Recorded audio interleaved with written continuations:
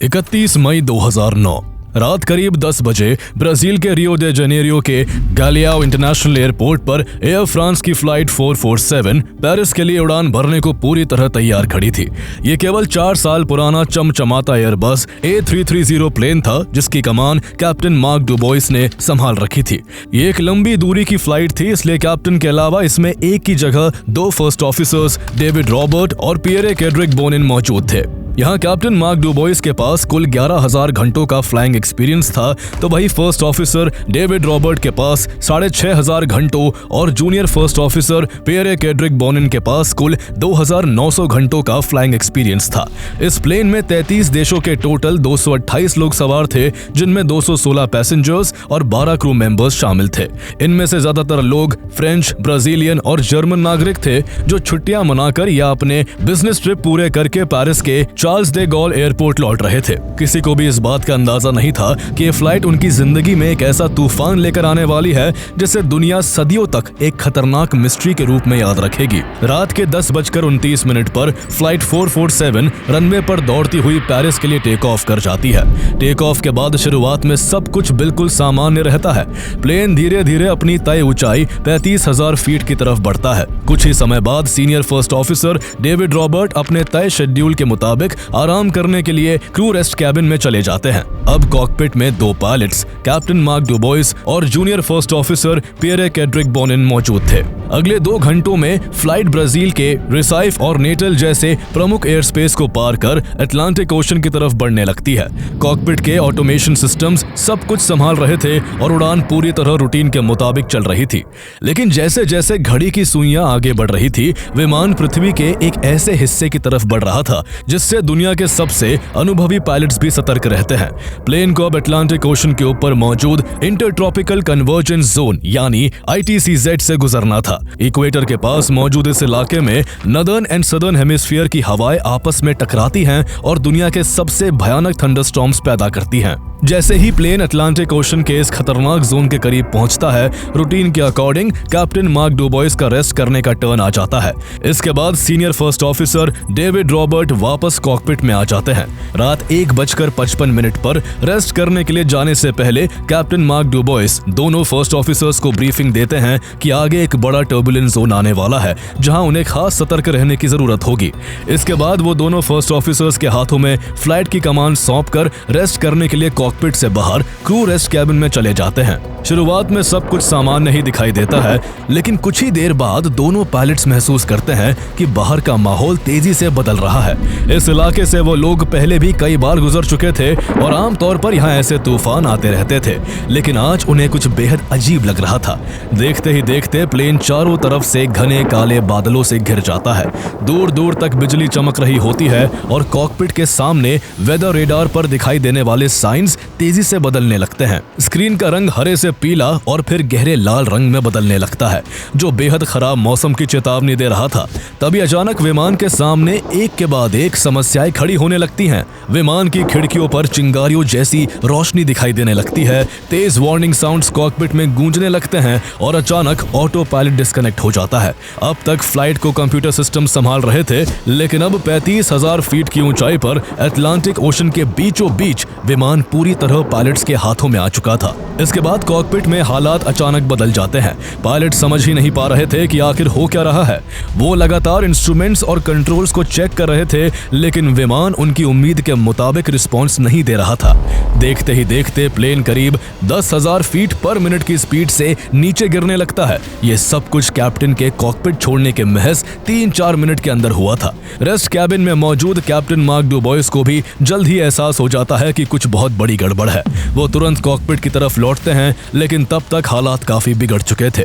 चारों तरफ warning alarms बज रहे थे, ऑटो थ्रस्ट बंद हो चुका था और कॉकपिट में मौजूद तीनों पायलट्स तेजी से सिचुएशन को समझने की कोशिश कर रहे थे, लेकिन उनकी मुश्किलें यही खत्म नहीं होती। उस वक्त विमान अटलांटिक के बिल्कुल बीचों बीच मौजूद था। वो ब्राजील के रेडार कवरेज से बाहर निकल चुका था और अभी सेनेगल के रेडार जोन तक नहीं पहुंचा था। ऐसे में उस समय विमान एक ऐसे इलाके में उड़ रहा था जो एक तरह का रेडार ब्लैक होल था और इस वजह से वो किसी भी एयर ट्रैफिक कंट्रोल से कांटेक्ट नहीं कर पा रहे थे। ऊपर से फ्लाइट के ADS-C सैटेलाइट रिपोर्टिंग सिस्टम में भी शुरुआती लॉगिन प्रॉब्लम हुई थी, जिसकी वजह से उसकी लाइव पोजीशन ट्रैकिंग भी सही तरीके से नहीं हो पा रही थी। यानी हालात इतने खराब हो चुके थे कि प्लेन अब एग्जैक्टली कहां था इसका एयर ट्रैफिक कंट्रोलर्स को भी कोई अंदाजा नहीं था। एक तरफ कॉकपिट में पायलट्स की हालत खराब थी तो वही कैबिन के अंदर पैसेंजर्स भी अब खतरे को महसूस करने लगे थे। तेज झटकों से पूरा विमान कांप रहा था, लोगों की नींदें उड़ चुकी थी, बच्चे रो रहे थे, लोग अपनी सीटों को कसकर पकड़े हुए थे और हर गुजरते पल के साथ डर बढ़ता जा रहा था। टेक ऑफ करने के करीब 3.25 घंटे बाद रात 2:14 पर यह प्लेन अटलांटिक ओशन के बीचों बीच ब्राजील और अफ्रीका के आधे रास्ते में अचानक आसमान से गायब हो जाता है। इसी के साथ कॉकपिट से आने वाली आवाजों का सिलसिला भी हमेशा के लिए थम जाता है और चारों तरफ सिर्फ एक गहरा डरावना सन्नाटा छा जाता है। विमान के गायब होने के करीब 2 घंटे बाद सुबह लगभग 4 बजे सेनेगल के एयर ट्रैफिक कंट्रोलर्स फ्लाइट 447 से कांटेक्ट करने की कोशिश करते हैं, लेकिन रेडियो पर सिर्फ खामोशी थी। पहले उन्हें लगता है कि शायद कोई टेक्निकल प्रॉब्लम होगी, लेकिन जब आसपास उड़ रहे दूसरे एयरक्राफ्ट्स और एयर फ्रांस हेडक्वार्टर से भी कोई जानकारी नहीं मिलती तो उनकी चिंता बढ़ने लगती है। कुछ ही समय बाद सर्च एंड रेस्क्यू ऑपरेशंस के लिए इंटरनेशनल अलर्ट जारी कर दिया जाता है और इस खबर से फ्रांस और ब्राजील समेत पूरी दुनिया में हड़कंप मच जाता है। हर किसी के मन में बस यही सवाल घूम रहा था कि आखिर दुनिया के सबसे सुरक्षित माने जाने वाले एयरक्राफ्ट्स में से एक एयरबस A330 228 लोगों के साथ अटलांटिक ओशन के ऊपर अचानक बिना कोई सुराग छोड़े कैसे गायब हो गया। क्या विमान में कोई धमाका हुआ था? क्या उसे हाईजैक कर लिया गया था? या फिर अटलांटिक ओशन के उस सुनसान हिस्से में उनके साथ कुछ ऐसा हुआ जिसकी कल्पना तक किसी ने नहीं की थी। फ्लाइट 447 के गायब होने के बाद फ्रांस की एविएशन अथॉरिटी BEA और ब्राजील की नेवी मिलकर एक बड़ा सर्च ऑपरेशन शुरू कर देती है। ब्राजील तुरंत अपनी एयरफोर्स के एयरक्राफ्ट्स और नेवी के जहाजों को अटलांटिक ओशन की तरफ रवाना कर देता है और दूसरी तरफ फ्रांस भी अपने सर्विलेंस एयरक्राफ्ट्स और मॉडर्न वॉरशिप्स को खोजबीन में लगा देता है। लेकिन सबसे बड़ी समस्या सर्च एरिया था।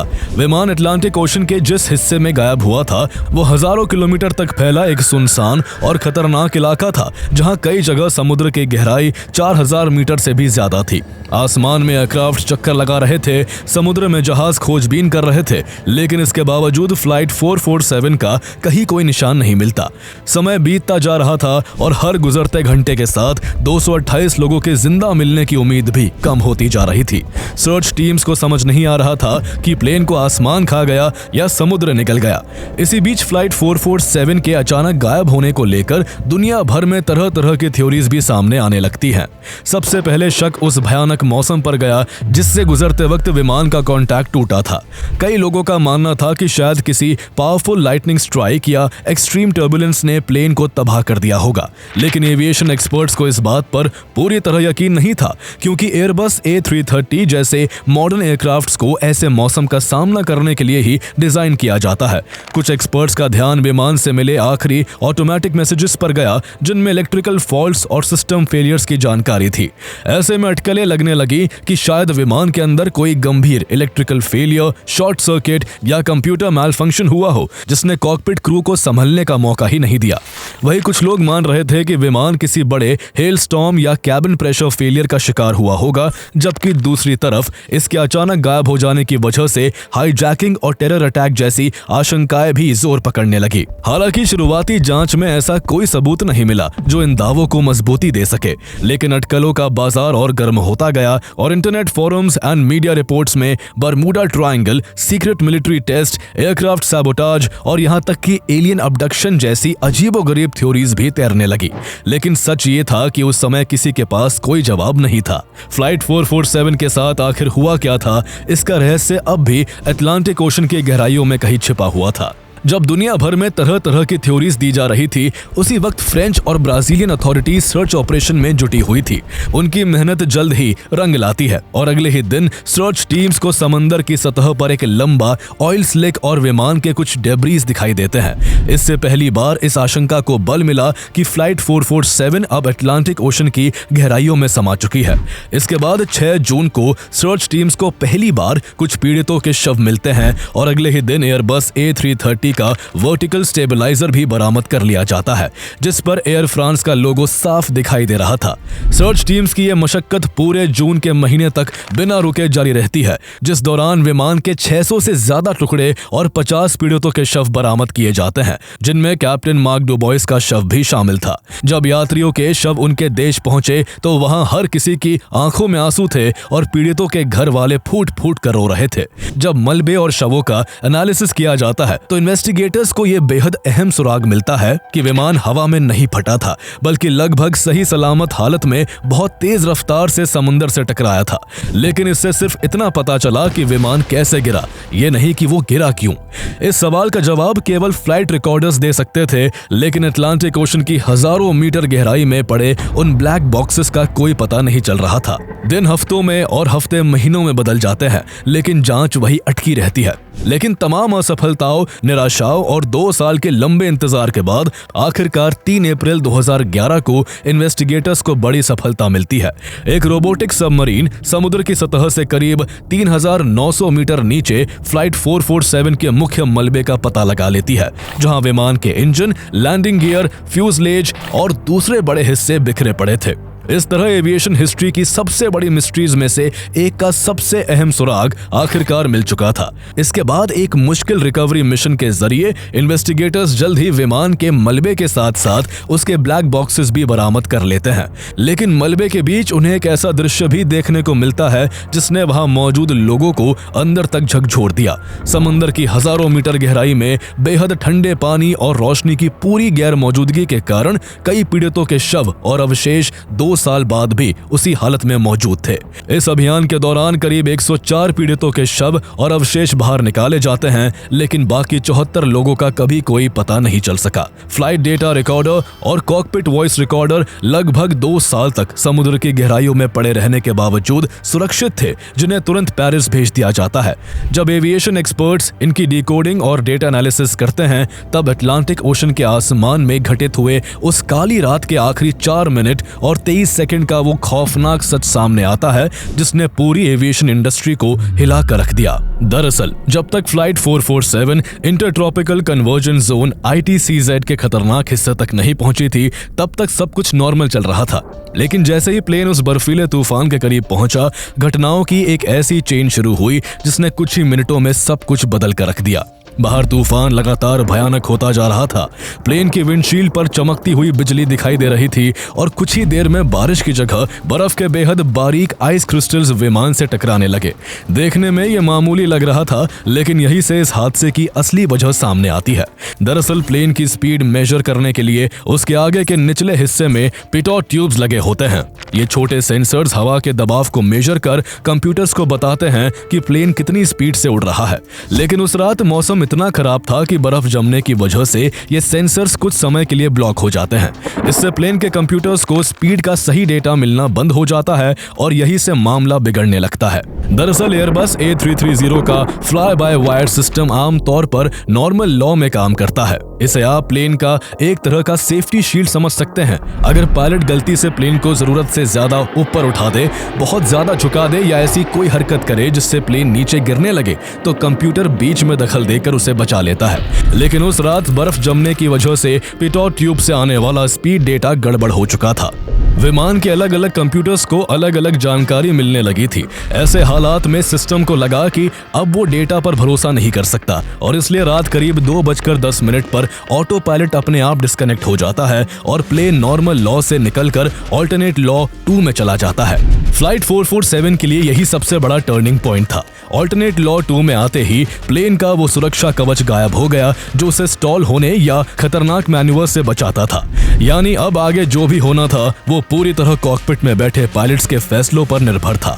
और उस वक्त विमान की कमान junior first officer Pierre Cedric Bonin के हाथों में थी, जिन्हें तीनों पायलट्स में सबसे कम फ्लाइंग एक्सपीरियंस था। इसके बाद हालात तेजी से बिगड़ने लगते हैं। कॉकपिट में एक के बाद एक अलार्म्स बजने लगते हैं और कुछ ही सेकंड में वहां माहौल बहुत टेंस हो जाता है। पिटॉट ट्यूब्स के जाम होते ही पायलट्स की स्क्रीन पर दिखाई देने वाली स्पीड अचानक 275 नॉट से गिरकर लगभग 60 नॉट्स पर आ जाती है। इसे देखकर दोनों पायलट्स के होश उड़ जाते हैं। उन्हें बिल्कुल भी अंदाजा नहीं था कि असल में गलत रीडिंग है, क्योंकि सेंसर सही डेटा नहीं भेज पा रहे थे। लेकिन इस गिरावट को देख बोनिन के बगल में बैठे senior first officer David Robert घबराकर चिल्लाते हैं, क्या हुआ? स्पीड कहाँ गई? हमारी स्पीड गायब हो गई है। बाहर घनी अंधेरी रात थी, चारों तरफ तूफान था और कॉकपिट के अंदर लगातार वार्निंग्स गूंज रही थी। इस अचानक आई टेक्निकल फेलियर ने बोनिन को अंदर तक डरा दिया और यहीं पर उनसे इस पूरे हादसे की सबसे बड़ी गलती हो जाती है।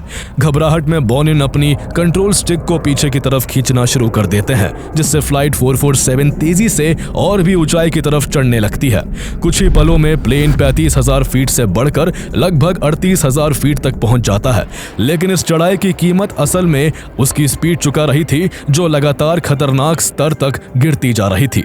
और तभी कॉकपिट में स्टॉल स्टॉल स्टॉल का वो खतरनाक अलार्म गूंज उठता है, जिससे दुनिया का हर पायलट डरता है। इसका मतलब था कि विमान अब हवा में उड़ने की अपनी क्षमता खो रहा है और वो एक भारी लोहे के टुकड़े की तरह सीधे नीचे गिरने वाला है। लेकिन रॉबर्ट ने बोनिन की इस गलती को नहीं देखा, क्योंकि एयरबस में दोनों पायलटों की कंट्रोल स्टिक अलग अलग काम करती है और वे एक दूसरे की स्टिक के मूवमेंट को फिजिकली नहीं देख सकते। रॉबर्ट ने जब देखा कि विमान की ऊंचाई लगातार बढ़ती जा रही है, तो उन्होंने घबराकर चिल्लाते हुए कहा, विमान को नीचे लाओ, तुम क्या कर रहे हो? हमारी स्पीड कम हो रही है। बोनिन ने पैनिक में आकर जवाब दिया, मैं विमान को कंट्रोल नहीं कर पा रहा हूं, मुझे कुछ समझ नहीं आ रहा है। कॉकपिट वॉइस रिकॉर्डर में दोनों पायलट्स की घबराहट साफ सुनी जा सकती थी। रॉबर्ट ने बार बार वार्निंग बटन्स को दबाया, लेकिन कंप्यूटर लगातार स्टॉल स्टॉल चिल्लाता रहा। बोनिन का दिमाग इस कदर सुन्न हो चुका था कि उन्होंने उस स्टॉल वार्निंग को पूरी तरह से नजरअंदाज कर दिया और डर के मारे अपनी साइड स्टिक को पीछे ही खींच कर रखा, जिससे विमान का एंगल ऑफ अटैक इतना ज्यादा बढ़ गया कि विमान लगभग 10,000 फीट पर मिनट की खौफनाक रफ्तार से नीचे अटलांटिक ओशन की तरफ गिरने लगता है। कॉकपिट का माहौल अब किसी कयामत के मंजर जैसा था। अलार्म्स लगातार गूंज रहे थे, विमान बुरी तरह कांप रहा था और दोनों पायलट समझ नहीं पा रहे थे कि आखिर हो क्या रहा है। तभी रात 2:11:42 पर कैप्टन मार्क डुबोइस दौड़ते हुए कॉकपिट में दाखिल होते हैं। रिकॉर्डिंग में उनकी घबराई हुई आवाज सुनाई देती है, यहाँ क्या बकवास चल रही है? तुम लोग क्या कर रहे हो? रॉबर्ट लगभग हाफते हुए जवाब देते हैं, कैप्टन हमें कुछ समझ नहीं आ रहा, हम कंट्रोल खो चुके हैं। कुछ सेकंड्स रुककर रॉबर्ट कैप्टन से लगभग गिड़गिड़ाते हुए पूछते हैं, आपको क्या लगता है कैप्टन, हमें क्या करना चाहिए? लेकिन कैप्टन को ना तो शुरुआत की गड़बड़ के बारे में पता था और न ही इस बात का अंदाजा था कि फर्स्ट ऑफिसर बोनिन ने प्लेन को कई गुना तेजी से ऊपर भगाया था। इसलिए सब नजारा देख कैप्टन पूरी तरह सुन्न पड़ चुके थे। वो सिर्फ स्क्रीन को देखते हुए बुदबुदाते हैं, वहां मुझे नहीं पता, वहां वो नीचे जा रहा है। इस घबराहट भरे माहौल के बीच रॉबर्ट विमान को रिकवर करने की कोशिश करते हैं, लेकिन दूसरी तरफ बोनिन अब भी अपनी साइड स्टिक पीछे खींचे हुए थे। एयरबस के डिजाइन में दोनों पायलट्स एक दूसरे की स्टिक का मूवमेंट नहीं देख सकते थे। ऐसे में दोनों अनजाने में एक दूसरे के उलट कमांड्स दे रहे थे और कॉकपिट में बार बार डुअल इनपुट का अलार्म भी गूंज रहा था। ऐसा लग रहा था जैसे पायलट्स के दिमाग ने काम करना ही बंद कर दिया हो। इस बीच विमान की ऊंचाई तेजी से घटती जा रही थी। विमान अब समंदर की सतह के बेहद करीब आ चुका था और उसकी ऊंचाई 10,000 फीट, फिर 5,000 फीट और देखते ही देखते केवल 2,000 फीट ही रह गई थी। अब ग्राउंड प्रॉक्सिमिटी वार्निंग सिस्टम भी लगातार चिल्ला रहा था, पुल अप, जो ये बता रहा था कि विमान कुछ ही सेकंड में समंदर से टकराने वाला है। ऐसे में कैप्टन डुबोइस और फर्स्ट ऑफिसर रॉबर्ट चिल्लाते हुए जूनियर फर्स्ट ऑफिसर बोनिन से कहते हैं, क्लाइंब क्लाइंब क्लाइंब, जल्दी प्लेन को ऊपर उठाओ। इसी खौफनाक मोड़ पर रिकॉर्डिंग में जूनियर फर्स्ट ऑफिसर बोनिन के मुंह से वो शब्द निकलते हैं जिसने इस पूरी मिस्ट्री का पर्दाफाश कर दिया। बोनिन घबराई हुई आवाज में जवाब देते हैं, और कितना ऊपर उठाऊं, मैं तो काफी देर से स्टिक पूरा पीछे खींचे हुए हूं, लेकिन ये प्लेन नीचे ही गिरता जा रहा है। ये सुनते ही कैप्टन डुबोइस के पैरों तले जमीन खिसक जाती है। अब जाकर उन्हें समझ आता है कि आखिर पिछले कई मिनटों से प्लेन रिकवर क्यों नहीं हो पा रहा था। बोनिन शुरुआत से ही लगातार विमान को ऊपर उठाने की कोशिश कर रहे थे, जिस वजह से एयरक्राफ्ट अपनी स्पीड खोकर गहरे स्टॉल में फंस गया था। दरअसल ऐसी भारी स्ट्रेस और पैनिक की सिचुएशन में इंसान अक्सर वही करने लगता है जो उसकी ट्रेनिंग में सबसे गहराई से बैठा होता है। नॉर्मल लॉ में किसी इमरजेंसी क्लाइंब के दौरान स्टिक पीछे खींचना सेफ हो सकता था, क्योंकि सिस्टम प्लेन को स्टॉल नहीं होने देता। लेकिन बोनिन ये समझ नहीं पाया कि फ्लाइट 447 अब नॉर्मल लॉ में नहीं बल्कि ऑल्टरनेट लॉ में थी, जहां वो सुरक्षा कवच मौजूद ही नहीं था। इसके बाद कैप्टन चीखते हुए स्टिक को आगे की तरफ पुश करने और नोज को नीचे करने को कहते हैं ताकि विमान स्टॉल से बाहर आ सके। लेकिन अब बहुत देर हो चुकी थी। विमान समंदर से मात्र कुछ 100 फीट की दूरी पर था और इतनी कम ऊंचाई से इतने भारी प्लेन को रिकवर करना नामुमकिन था। रिकॉर्डिंग के आखिरी कुछ सेकंड्स में कैबिन के पीछे से यात्रियों के रोने और चीखने का एक भयंकर शोर सुनाई देता है, जो इस बात का गवाह था कि पैसेंजर्स को भी अपनी मौत का एहसास हो चुका था। कॉकपिट में पायलट्स की आखिरी कांपती हुई आवाज गूंजती है, हम क्रैश होने वाले हैं, ये सच नहीं हो सकता। इसके बाद ठीक 2:14:28 पर एक तेज गड़गड़ाहट के साथ रिकॉर्डिंग हमेशा के लिए बंद हो जाती है। फ्लाइट 447 लगभग 11,000 फीट पर मिनट की वर्टिकल स्पीड से सीधे अटलांटिक ओशन की सतह से जा टकराता है और पलक झपकते ही विमान के परखच्चे उड़ जाते हैं। ये टक्कर इतनी भयानक थी मानो किसी इंसान को 46th फ्लोर से सीधे कंक्रीट पर फेंक दिया गया हो। इस खौफनाक क्रैश में एक ही पल में सभी 228 जिंदगियों का सफर हमेशा के लिए थम गया।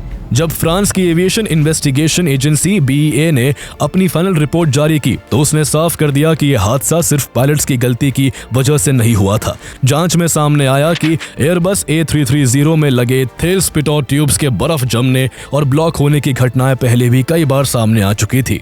एयरबस ने इन्हें बदलने और ज्यादा एडवांस BF गुडरिच सेंसर्स लगाने की सलाह भी दी थी, लेकिन एयर फ्रांस ने खर्च और समय बचाने के चक्कर में लापरवाही दिखाते हुए अपने पूरे फ्लीट में उन्हें तुरंत रिप्लेस नहीं किया। उन्होंने इसे एक रूटीन मेंटेनेंस की तरह लिया, जिसका नतीजा ये हुआ कि जब फ्लाइट 447 ने रियो दे जनेरियो से उड़ान भरी तो उसमें वही पुरानी पिटॉट ट्यूब्स लगी हुई थी। लेकिन एयर फ्रांस की लापरवाही का ये सिलसिला सिर्फ खराब पुर्जों तक ही सीमित नहीं था। जांच में पायलट्स की ट्रेनिंग को लेकर भी एक बड़ा खुलासा हुआ। एयर फ्रांस ने अपने पायलट्स को हाई ऑल्टीट्यूड पर ऑटो पायलट के अचानक बंद होने और मैनुअली विमान को संभालने की कोई सिमुलेटर ट्रेनिंग दी ही नहीं थी।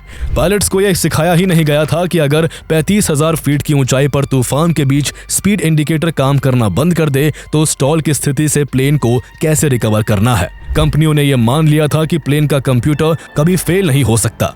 इसी ओवर कॉन्फिडेंस और अधूरी ट्रेनिंग ने उस रात कॉकपिट के भीतर जूनियर पायलट्स को पूरी तरह पैनिक मोड में धकेल दिया, जिससे वो एक के बाद एक जानलेवा गलतियां करते चले गए। जब ये सारी बातें दुनिया के सामने आई तो पीड़ित परिवारों का गुस्सा फूट पड़ा। मामला फ्रांस की अदालत तक जा पहुंचा और करीब 13-14 सालों तक कानूनी लड़ाई चलती रही। लेकिन आखिरकार जब अप्रैल 2023 में जजों ने फैसला सुनाया तो दुनिया हैरान रह गई। अदालत ने एयरबस और एयर फ्रांस को बेगुनाह करार देते हुए बरी कर दिया। इस फैसले ने उन पीड़ित परिवारों को पूरी तरह तोड़ दिया जो पिछले कई सालों से इंसाफ की उम्मीद में बैठे थे।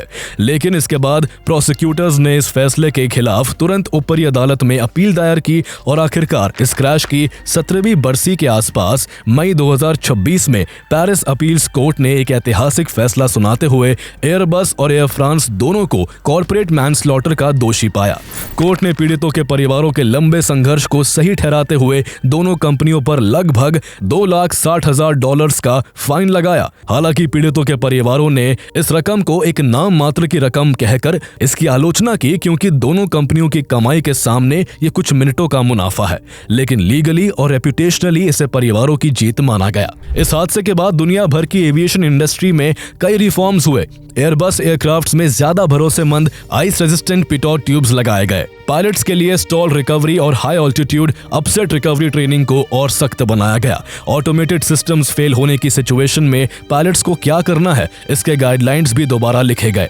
फ्लाइट 447 की कहानी हमें याद दिलाती है कि एविएशन जैसे फील्ड में छोटी से छोटी चूक भी जानलेवा साबित हो सकती है। उस रात एक खराब सेंसर, अधूरी ट्रेनिंग और कॉकपिट में हुई कुछ गलतियों ने मिलकर ऐसी चेन रिएक्शन पैदा की जिसने कुछ ही मिनटों में 228 जिंदगियों को हमेशा के लिए खत्म कर दिया।